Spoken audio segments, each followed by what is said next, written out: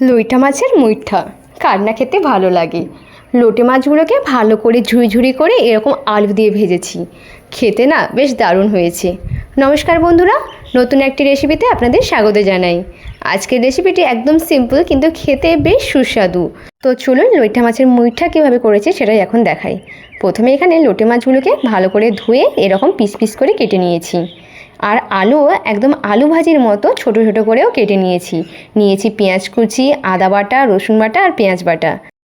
প্রথমে লোটে মাছগুলোকে ভালো করে ম্যারিনেট করে নিতে হবে, যার জন্য প্রথমে দিলাম লবণ, তারপরে দিয়ে দিলাম 1 টেবিল চামচ হলুদের গুঁড়ো, 1 টেবিল চামচ লঙ্কার গুঁড়ো,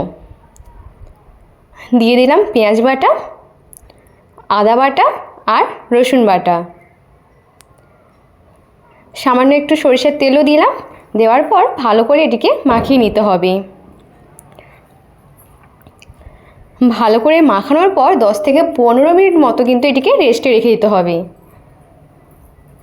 এই লইটা মাছের মুইঠা খেতে যা দারুণ, আপনারা কিন্তু গরম গরম ভাতে বেশ ভালোভাবেই তৃপ্তি করে খাবেন। ভালো করে এটিকে ম্যারিনেট করে নিতে হবে, যেমন আমরা চিকেন করি ঠিক তেমনভাবেই করতে হবে। ভালো করে ম্যারিনেট করে রাখা হয়েছে, এখন রেস্টে রেখে দিচ্ছি। কড়াইতে নিয়ে নিলাম সরিষার তেল, এই রান্নাটি করব পুরোপুরি সরষের তেলে। তারপরে দিয়ে দিলাম সামান্য একটু পেঁয়াজের কুচি। পেঁয়াজটাকে একটু ভালো করে ভেজে নিতে হবে, তেমন একটা বেশি করে ভাজবো না, অল্প করেই ভাজলেই হয়ে যাবে। এর মধ্যে দিয়ে দিচ্ছি আলু। এখানে দুটো আমি আলু নিয়েছি, ছোটো ছোটো করে এভাবে কেটে নিয়েছি। এটিকেও ভালো করে এখন ভেজে নিতে হবে। আমরা যেমন আলু ভাজি ঠিক তেমনভাবেই কিন্তু আলুটাকে ভালো করে ভেজে নিতে হবে। দিয়ে দিলাম স্বাদ অনুযায়ী লবণ, দিয়ে ভালো করে একটু নাড়াতে হবে। বেশ করে নাড়ানোর পর দিয়ে দেব পরিমাণ মতো একটু হলুদের গুঁড়ো, আর দিলাম সামান্য একটু লঙ্কার গুঁড়ো। দেওয়ার পর এটিকে ভালো করে একটু মিলিয়ে মিশিয়ে ভেজে নিতে হবে। ঠিক যেমন আমরা আলু ভাজি ঠিক তেমনভাবেই কিন্তু এটিকে ভাজতে হবে। প্রায় ভাজা হয়ে গেছে, এর মধ্যে দিয়ে দিচ্ছি ম্যারিনেট করে রাখা লোটে মাছ। দেওয়ার পর এটিকেও ভালো করে একটু নাড়িয়ে চাড়িয়ে নিতে হবে।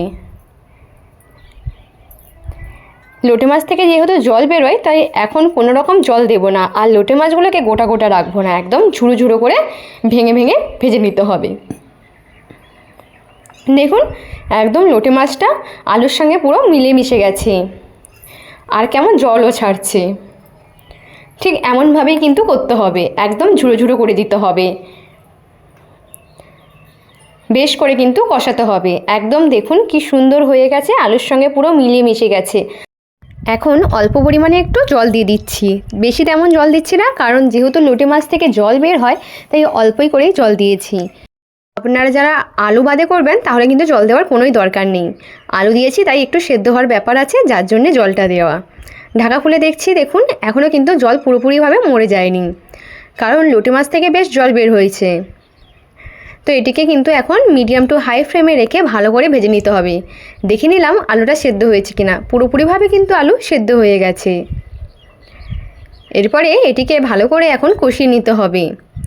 প্রায় হয়ে এসেছে, একটু সামান্য গরম মশলার গুঁড়ো এখানে অ্যাড করে দিলাম। দেওয়ার পর ভালো করে একটু নাড়িয়ে চাড়িয়ে নিতে হবে। আর এখনও কিন্তু জলটা পুরোপুরি রয়েছে, তাই একটু ভালো করে নাড়িয়ে চাড়িয়ে নিতে হবে। সামান্য একটু সরষের তেল দিয়ে নামিয়ে নিলেই কিন্তু একদম রেডি হয়ে যাচ্ছে লইটা মাছের মুইঠা। দেখুন একদম কিন্তু কড়াই থেকে এটি ছেড়ে যাচ্ছে, তাহলেই দেখবেন একদম পুরোপুরিভাবে রেডি। কেমন লাগলো রেসিপিটি অবশ্যই কিন্তু কমেন্ট করতে ভুলবেন না, আর বাড়িতে অবশ্যই ট্রাই করবেন। এই রেসিপিটি যদি ভালো লেগে থাকে লাইক, কমেন্ট, শেয়ার এবং সাবস্ক্রাইব করে পাশে থাকারও অনুরোধ রইল। দেখা হবে নতুন একটি রেসিপি নিয়ে। সবাই ভালো থাকবেন, সুস্থ থাকবেন। ধন্যবাদ।